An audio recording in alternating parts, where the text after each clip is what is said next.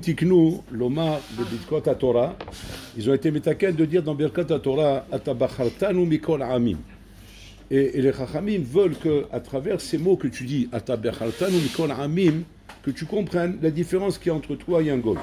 Que l'homme, il doit comprendre, et qu'il puisse être en valeur et être vraiment fier d'être en Israël, tu ne peux le comprendre que grâce au goïm, kaviachol. C'est pour ça que les goïms sont dans le monde. Parce que les goïms, les Chavaros se demandent qu'est-ce qu'ils font dans ce monde, qu'est-ce qu'on a besoin d'autant de goïms dans le monde.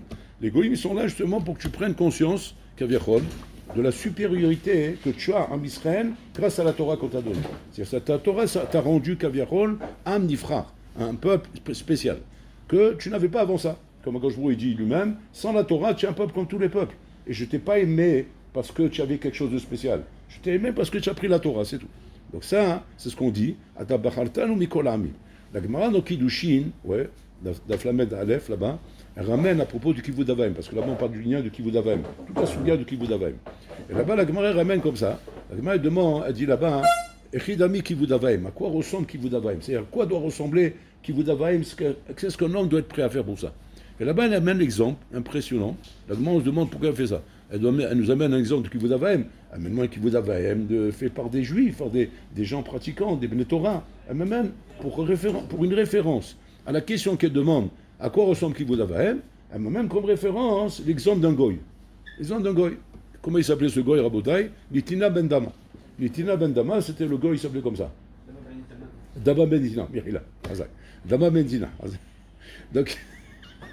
Mais il a pour le goy, il va se trouver dans la tombe. Il a fait donc d'abord Mendisna. Donc lui il vient comme ça, et ce goy là, c'était quoi? C'est quoi son histoire? La Gemara ramène que ce goy là, hein, Kaviachol, il avait les pierres du pictorat du Kohen Gadol. Et quand les Bnei Israël ils ont fait le Beit HaMikdash, il leur fallait les pierres. Ils ont été les chercher chez lui. Ils ont envoyé toute une cour qui sont partis chez lui avec tout l'argent qu'il fallait, sans limite, pour pouvoir récupérer les pierres. Et quand ils sont arrivés chez lui, ils lui ont dit voilà, on a besoin de telle pierre et telle pierre et telle pierre. Il a dit j'ai toutes les pierres que vous voulez. Et voilà que ça représentait beaucoup d'argent. Ça représentait là-bas 600 000 dinars. C'est énorme, c'est énorme. 600 000 dinars, c'est énorme. Et à ce moment-là, ils étaient prêts de faire le truc. Maintenant, le bonhomme, il revient, il dit je peux pas. Il dit pourquoi je peux pas? Il dit parce que les clés du coffre, pour ouvrir le coffre et vous donner les pierres, ils sont sous l'oreiller de mon père, il fait la sieste. Heureusement, il dit non, je risque de le réveiller. Ce qui vous d'Avaim, je ne réveille pas mon père. Quoi, tu es prêt à pardonner comme ça? Si. Il dit ouais, il n'est pas. Donc, voilà comment c'est passé. La Gemara continue là-bas, il dit après quelques années, c'est marqué là-bas, que maintenant, Bitom, ils ont eu besoin de Paradouma. Et après qu'ils ont besoin de Paradouma, ils sont revenus chez lui. Ils ont appris qu'il y avait chez lui Paradouma. Qu'Avichol Hachem, il a donné ce srout d'avoir Paradouma. Ils sont arrivés chez lui. Et quand ils sont arrivés chez lui, ils ont dit on est intéressé par Paradouma, on veut d'abord voir quel est Kshera, et que si oui, ils l'ont vu, oui, effectivement, l'Ekshera, il dit on est intéressé. Maintenant, il leur dit comme ça. Il dit je sais très bien que si je vous demande tout l'argent du monde pour cette para, vous allez me le donner. Parce que vous n'avez pas où aller. La para, elle est là. Donc vous allez me donner l'argent que je demande. Mais je vous demanderai uniquement que l'argent que j'ai perdu là-bas, parce que je n'ai pas réveillé mon père. Les 600 000 dinars que j'ai perdu là-bas, je n'ai pas réveillé mon père. Comme ça, la Gemara ramène là-bas. Alors les Mfarshim, ils posent deux questions là-bas. Ils posent deux questions. Pourquoi cette histoire, elle est censée illustrer le digne de Kivud Avaim? Puisqu'on a dit, Echidami Kivud Avaim, tu m'as mis cette histoire. Première question. Et deuxième question, pourquoi quand il a fait en sorte qu'il ait une paradouma là-bas, que cette paradouma elle soit chez lui? Pourquoi Bololam, il voulait le récompenser? Eh bien, récompense-le pour ce qu'il a fait. Fais-le réussir dans ses affaires. Maïnyan pour le récompenser, de lui donner paradouma et qu'on soit obligé encore de revenir chez lui. C'est quoi l'union? Alors en vérité, là-bas, la Gemara veut t'amener à travers l'histoire de ce goy, mamash, c'est quoi Kivud Avaim? Et que pas de croire que c'est lui l'exemple. C'est juste à travers lui, on va compenser quoi Kivud Avaim. Donc, venez ramener comme ça. Que ce goy, là, déjà, il te montre, la différence entre Souma qui est entre nous, les goïms, en montagne. Chez Birkna, tu demandes à un juif ne va pas te dire l'argent que j'ai perdu parce que j'ai fait une misva. Un d'avoir cassé. Un juif ne te dira jamais une chose pareille. Comme on voit dans Shirashrim, qu'est-ce qu'on dit dans Shirashrim? Un juif, il te dira, je suis prêt à donner tout l'argent du monde. Et cet argent du monde, Birklal, ne sera jamais le niveau de Ahava que j'ai envers Akadosh Baruch Hu. Tous les trésors du monde n'arrivent pas à équivaloir l'amour et ce que je suis prêt à donner pour Akadosh Baruch Hu. Ça, c'est le Yehudi. Donc le Yehudi, Birklal, ce que la Torah a décidé de faire de lui, Sur ça, on dit Atabachartan ou Mikorami. Et ça, c'est vrai que c'est la Torah. Torah Hashem Temima Mishivat Nafesh. Qu'elle a réussi à me rendre mamash un homme, Kaviachol, qui arrive à se dépasser sur les valeurs matérielles pour arriver à aimer Akadosh Baruch Hu. Chose qu'un goy ne peut pas arriver en bouteille. Et ça, c'est la différence qu'on voit dans la Torah. Si je te demande maintenant, qu'est-ce que la Torah a donné de plus aux Juifs qu'on ne peut pas trouver chez les goyim? Les goyim, il y a yesh derech, yesh chokhma bagoyim. C'est justement cet amour pour la Torah, au moment où on est prêt à sacrifier tout le monde matériel pour ça. Et Vadaï qu'il faut arriver à un amour atsoum en bouteille. Parce qu'être prêt à sacrifier tout le monde matériel pour la Torah, ça veut dire que maman, c'est arrivé à un amour atsoum de la Torah. Et la Gemara t'amène exprès l'histoire du goy, pour te dire, regarde, même chez un goy, il y a Kivud Avim. Même chez un goy, il y a Kivud Avim. Mais regarde comment le Kivud Avim, il est là-bas. Parce que là-bas, on parle sans Torah. Alors sans Torah, il a Kivud Avim, bien fait. Alors en quoi mon Kivud Avim à moi, il est plus grand que le tien?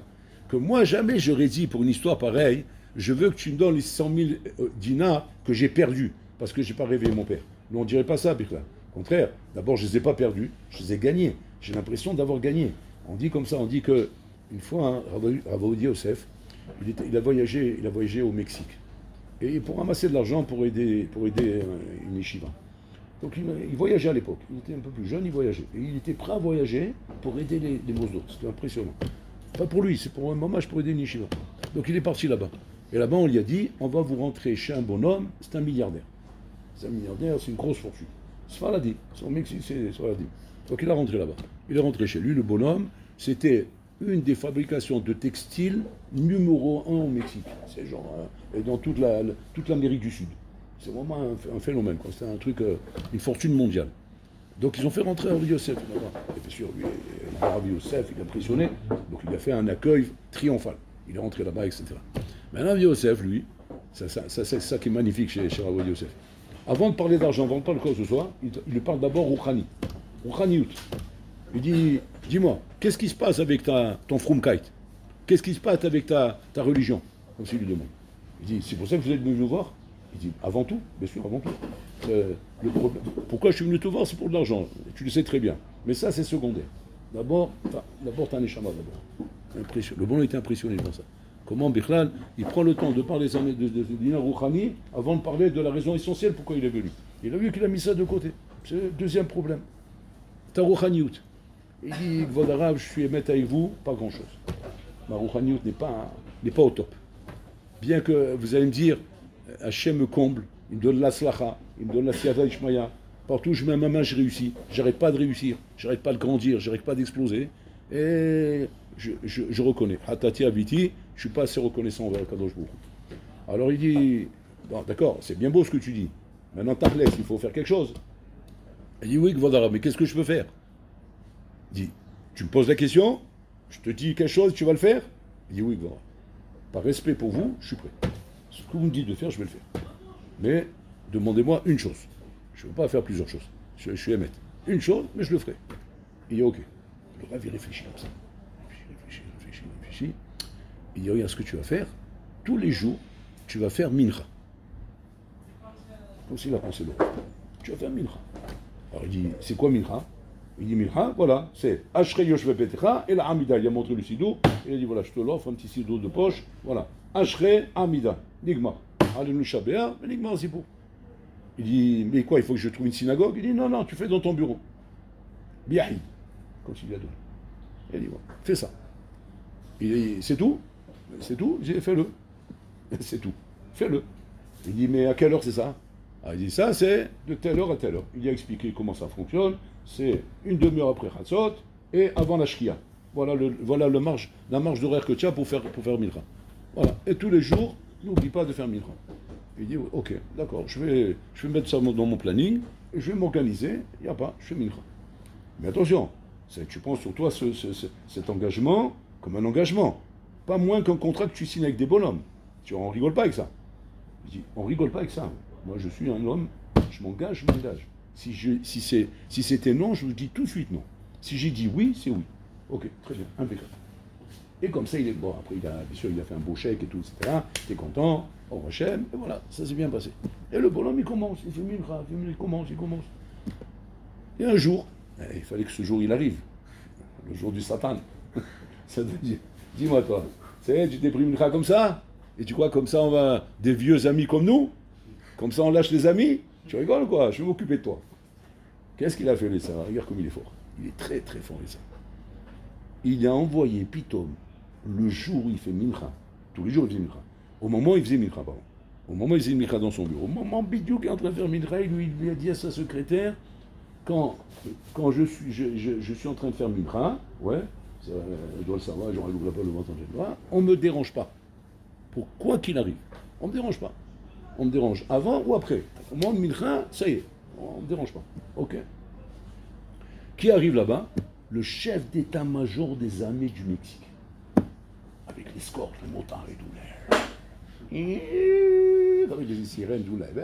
Il arrive là-bas, le chef d'état-major, enfin, le maréchal comme ça, tout avec les grades et tous les machins comme ça, les soldats qui l'accompagnent.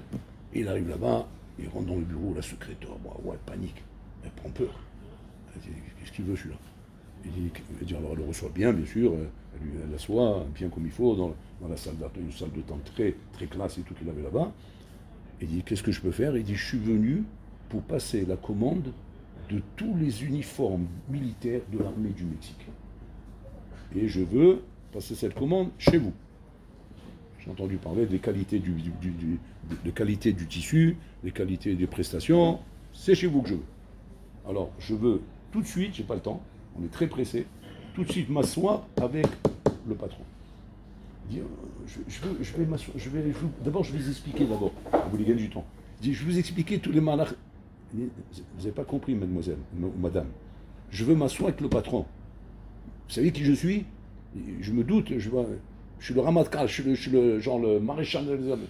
Donc, je ne m'assois pas avec une secrétaire, excusez-moi. Donc je veux le patron. Tu viens fort, elle ne sait pas quoi faire. Elle va vite voir, il est en train de faire Mincha. Bon, elle essaie de faire du bruit. Comme ça, la il ne bouge pas. En plus, il est très doucement, il n'est pas habitué à lire. Yo. Il est en train d'attendre là-bas. Elle lui dit, voilà, il arrive tout de suite, il fait un petit truc là, il arrive tout de suite, ça, il est aux toilettes. Ben là, il attend. 5 minutes, 10 minutes, un quart d'heure, une demi-heure, il ne sort pas. À la Macom, il s'énerve, il se sent mamage quand on est à manquer de respect. À la Macom, il fait lever tout le monde. Allez, on se lève. Il lui dit à la dame, dites à votre patron qu'on est parti chez le concurrent. C'est lui. Chez le concurrent. Il y avait un concurrent là-bas. Bon, il ne fait pas le poids avec lui, mais c'est un concurrent. Ils sont partis là-bas, ils ont passé la commande là-bas, et c'est fini. Bon. Il sort du Mincha, il dit, j'ai entendu du bruit, c'est quoi? Et il voit qu'elle a fait tête décomposée. Il dit, mais qu'est-ce qui se passe? Ça va, tout va bien? Il dit, non. Il dit, quoi? Qu'est-ce qu'il y a? Ben, le maréchal de l'armée du Mexique est arrivé ici pour faire la commande du truc roulé, vous êtes en train de faire Mincha, et voilà. Et où il est maintenant? Ben, il est parti. Il va revenir. Vous avez pris rendez-vous? Il dit, non, il ne revient plus. Quoi, alors c'est quoi? Eh ben, il est parti chez votre concurrent, il a signé là-bas, j'ai ma copine secrétaire là-bas, oui. À la Macom, elle m'a appelé. Elle m'a dit, mais qu'est-ce que tu as fait? Elle dit, ben rien. Mais j'ai compris qu'il est venu chez toi. Et quoi, tu n'as pas appelé ton patron? Mais je ne sais pas ce qu'il lui a pris, il est en train de faire mine, je ne sais pas ce truc de mine, je ne sais pas de quoi il parle là-bas. Il s'est fermé dans la pièce à chaque fois, il ne bouge plus de là-bas pendant 2 heures. Et après, l'autre, il s'est énervé, il est parti. Je dis, mais tu es folle ou quoi? Mais tu as fait louper à ton patron l'affaire du siècle. Mais il va te renvoyer. Je ne sais pas quoi faire. Bon. En fin de compte, il a su ce qui s'est passé. Il a appelé Rav Yosef. Rav Yosef, il lui répond au téléphone, parce qu'il avait une ligne directe. Il dit, Shalom, Gvodarav. Il dit, ah, shalom. Alors, Mincha, ça marche ou pas? Ça marche pas du tout, Gvodarav. Ça marche pas du tout. Vu que je fais Mincha, c'est la mort. Voilà, il fait Mincha, voilà. J'ai commencé, j'ai même pas... J'ai loupé l'affaire du siècle. Le Rav, il dit, ah, il y a fait mot. Comme ça, il dit, il y a fait mot. C'est bon signe. Il dit, je veux savoir c'est combien l'affaire. Il dit, Gvodarav, vous voulez me tuer ou quoi? Déjà, je sais que c'est une grosse affaire. Ne me demandez pas de vous dire la somme, je peux m'évanouir. Il dit, je veux savoir la somme. Alors, bon, il était s'enseigner. Il était voir sa secrétaire, il a dit, je t'en supplie, appelle ta copine, demande-lui c'est quoi la somme. Elle appelle la copine. Elle dit, c'est quoi la somme? Il envoie le truc, chimiquement, là-bas, il dit, on parle de 10 millions de dollars. 10 millions de dollars. Il dit, bon, d'accord. Il appelle Rav Yosef, il dit, 10 millions de dollars. Rav Yosef dit, mâche. Il dit quoi, Gvodarav, il y a un problème? il n'y a aucun problème. Ton mincha vaut 10 millions de dollars. Mamash, animikane becha. Il dit, je suis jaloux. Tu te rends compte? Il dit, mais comment vous regardez les choses? Moi, je n'aurais même pas pensé à regarder comme ça. Il dit, ça, c'est le Mabat de Am Israël. C'est ça le Mabat de Am Israël. C'est pas Dama Menetina qui va dire, j'ai perdu pour la misva. Non, j'ai gagné pour la misva. J'ai gagné 10 millions de dollars pour la misva. C'est ça ce que la Torah est capable de faire d'un juif, Rabotai, qu'un homme sans Torah ne peut pas faire ça. Il verrait que la perte qu'il a eue. Et c'est normal, c'est humain, c'est une réaction humaine.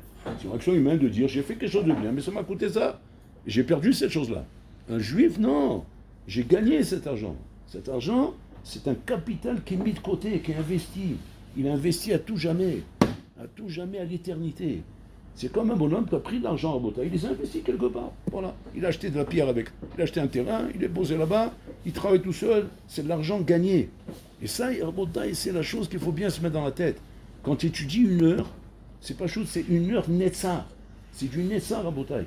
Tu fais une bracha bekavana, c'est une netzar. Netzar, c'est éternité. Éternité. Tu fais une bonne action, c'est netzar. Tu fais quelque chose. Et au contraire, même si maintenant tu vas te rendre compte que cette chose-là, Kaviachol, t'a fait perdre de l'argent, ou t'a fait perdre un moment de kiff, t'a fait perdre un bon moment. Par exemple, tu es en vacances, des copains ils te racontent, allez viens, on va à la plage mixte, là, belle, ça va être la folie au village, il y a tout ce qu'il faut là-bas, tout ce que tu aimes, il y a là-bas. Tout, il y a nana, il y a le truc, le soleil, la plage, le truc, la belle, il y a tout ce qu'il faut. Le bonhomme, il n'a pas été. Pourquoi? Il s'est rappelé les jours de Moussa. On va pas dans un endroit comme ça, c'est pas grave, je reste à la maison. Mais en attendant, c'est la mort. Parce que rester à la maison en été, alors que tu sais que tes copains ils sont là-bas, si encore tu sais qu'ils sont tous en train de mourir, comme c'est marqué, Salah de la Bible et Sinehama. Vous connaissez ce principe? Quand le tsar il concerne tout le monde, alors on se console. Ouais, c'est-à-dire que j'entends les amis. Alors ça va? Ouais, on s'ennuie, il y en a marre, on va mourir. Ouais, tant mieux. Alors, et le deuxième, toi ça va? Ah ben on va mourir, on s'ennuie. Ah bah, très bien. Maintenant, toi ça va? Ouais, allez, c'est la mort, je vais me suicider. Très bien, ok, allez, au revoir. Bon, mais avec ses Mishnayot, quoi. Maintenant, il arrive à supporter. Pourquoi? Parce qu'il voit tout le monde Hassan. Donc il dit, il n'y a pas de problème. Donc on est on a le même ticket. Mais là où il meurt, c'est quand? C'est quand tu es dans ses copains. Comment ils sont partis là? Ils sont en train de lui raconter. Ouais, je te dis pas, on est là, la bête. Regarde, entends les vagues. Entends les vagues. Entends les filles. Entends les belles là-bas. Bon, il va se prendre. Il va devenir fou. Il va dire, mais j'en ai marre, c'est Misaïo. Laisse-moi tranquille. Je sais pas, je regarde un film, je fais quelque chose. Je peux pas rester comme ça quand même. C'est ça, au contraire, entends ce qui s'est passé, entends le kiff qu'il y a eu là-bas, et dis-toi maintenant à toi-même, regarde la valeur, regarde ce que tu es capable de faire pour la Torah. Regarde ce que tu es capable de prendre sur toi pour la Torah. Pas regarder à four à bouteille, parce que c'est ça la force du Yetzirah. La force du Yetzirah, c'est que quand tu fais quoi que ce soit dans la vie, il essaie de te faire regarder à four. Il essaie de te faire regarder à l'envers les choses. À l'envers, c'est-à-dire quoi? C'est ce que tu perds, ce que tu sacrifies pour ça. Et la baya, c'est quoi? C'est que, sans se rendre compte, inconsciemment, quand on regarde de cette manière, en fait, tu perds ta prise avec la Torah, tu perds ton réchec avec la Torah. Parce que tu es constamment en train de regarder les sédim que j'ai, la perte que j'ai, le sacrifice que j'ai en train de faire. Que ça, c'est des revachim, Rabotai. Au contraire, tu vois combien la Torah prend de la valeur, et combien elle est en train de monter, et combien il y aura des madrigot, et c'est ça le Inyan, Rabotai. Et ça, c'est ce qu'on nous dit. Maintenant, on va comprendre pourquoi. Hein. Pourquoi Dafka Hachem il a envoyé Paradouma? Pourquoi il n'a pas fait simplement on gagne dans ses affaires? Pourquoi Hachem il envoie Paradouma? C'est quoi le Mida Kenegin Mida ici? Que ce gars il a fait un sacrifice roulé. Il dit là-bas, regardez comment c'est à dessous. Si on reste bien Rabotai, on voit ici deux choses qui sont mamash, comment dire, une chose et son contraire. Kivut Avayim Rabotai, c'est une mitzvah logique. C'est une mitzvah logique. Ou même un gars il est capable de comprendre que quoi? Qu'on ne révèle pas son père pour des trucs comme ça. Oh, c'est fort quand même, oui, c'est fort. C'est fort, mais on peut comprendre. C'est un bonhomme sensible. Il a un respect pour son père. Il sait que c'est grâce à son père qu'il a toute cette affaire. Donc il a du respect pour son père. On peut comprendre ça. Et donc, Vadaï, qu'un juif, il va respecter. Et puis, Tom, qu'est-ce qu'on lui envoie? On lui envoie Paradouma.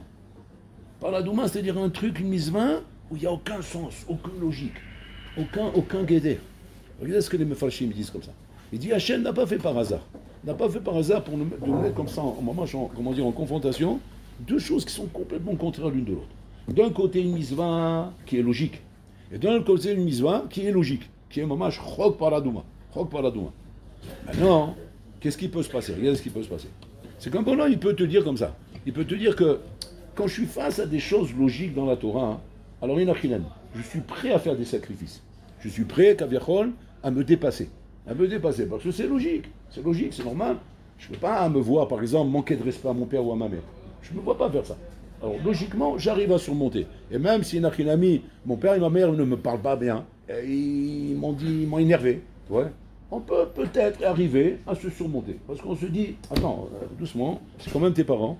Et ils t'ont grandi, ils t'ont amené au monde, ils t'ont fait ça, ils t'ont fait ça, ils t'ont fait ça. J'ai tellement en tête de choses, de bonnes choses qu'ils m'ont fait, que c'est pas parce qu'une fois ils m'ont fait quelque chose que je vais en vouloir. Donc peut-être que je peux arriver à faire ça.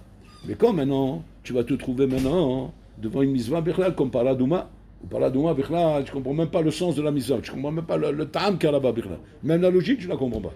Est-ce que là-bas, tu vas être capable de faire autant d'efforts et autant de sacrifices que tu avais par rapport à qui vous avez? Impossible. Impossible. Et c'est là que commence la madriga du Yehudi.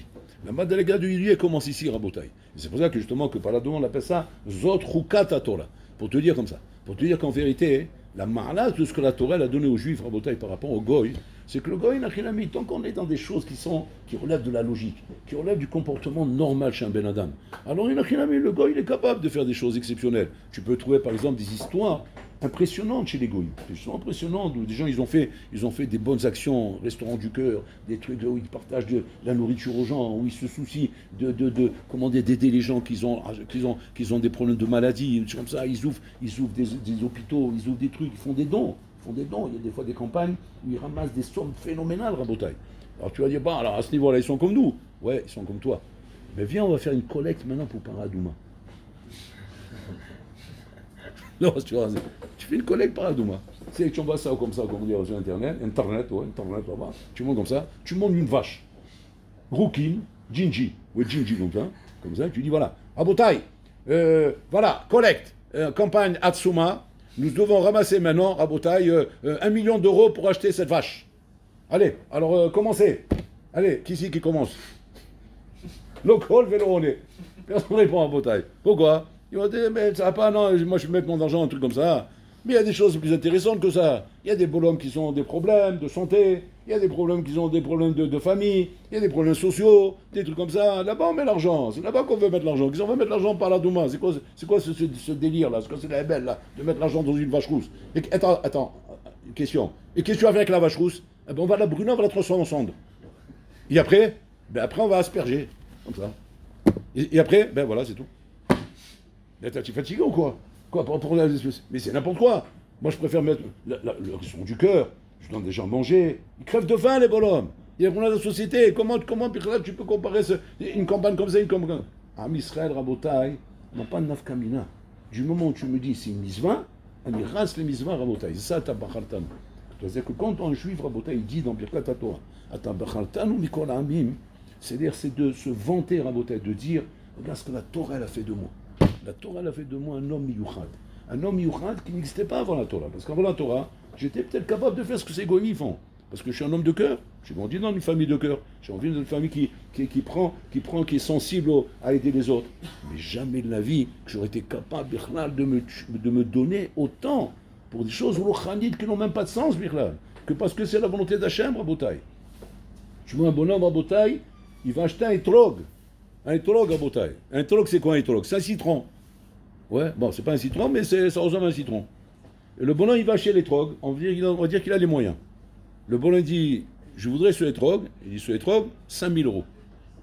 Et tu vois, les bonhommes, ils demandent 5 000 euros pour ça. Qu'est-ce qu'il va faire avec? Pendant 7 jours, il va comme ça. Ouais. Et après, on fait de la confiture. Ou bien on jette. 5 000 euros comme ça, tu jettes? C'est ça? Oui, Rabotai. C'est ça la Torah de Dosha, Rabotai. C'est la force que la Torah nous donne ici, Rabotai. De savoir, mamash, combien on est prêt pour ça, Rabotai. Quand Rabbi Yosef lui demande à ce bonhomme combien c'était, il lui dit la somme, il devient faux, il dit mais regarde ce qu'il vaut ton milcha, regarde. Et c'est comme ça qu'il faut réfléchir, Rabotai. Il ne faut pas réfléchir à l'envers. Il ne faut pas réfléchir une fois qu'on a la Torah, Rabotai, de regarder que les gains matériels et ce que ce monde peut te donner. Ce monde, il peut donner beaucoup de choses, Rabotai. Mais comme c'est marqué, Rabotai. Sha'achat shemizot u'ma'asim tovim ba'olam hazeh, Rabotai, yoter mikol chaye olam haba. C'est même Chaya Olam Haba qui représente Rabotai, parce que prenez les proportions, regardez l'équation comme elle est. Sha'achad shemizot u'ma'asim tovim ba'olam hazeh yoter mikol Chaya Olam Haba. Attends, j'ai pas fini, regardez maintenant le retour. Regardez le retour. Maintenant. Sha'achad shenachat ruah ba'olam haba yoter mikol Chaya Olam hazeh. Vous l'avez l'équation en tête maintenant? Vous avez vu un peu la proportion, Rabotai? C'est Atsoum. Vous vous rendez pas compte, c'est Atsoum. Regardez ce que j'ai fait. Un instant de Mizot de Maasim Tovim dans ce Olam Hazeh, il représente plus que tout le Olam Haba. Ok? Dis-moi, c'est quoi tout le Olam Haba? Un écoutage du Olam Haba, il est plus que tout le Olam Hazeh. Quoi?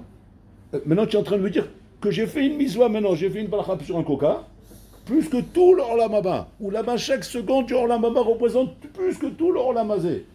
Wow. Réfléchis deux fois avant de faire la balakha sur le coca.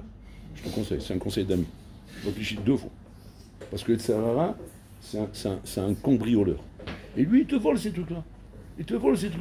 Alors que c'est rien. Une balakha, Asma, ok, ça allez, ok, tu vas t'étouffer parce que maintenant tu as pris un instant pour faire la balakha kavana. Mais regarde ce que tu gagnes derrière, regarde ce qu'il y a derrière à Motaï. C'est Ein Sof.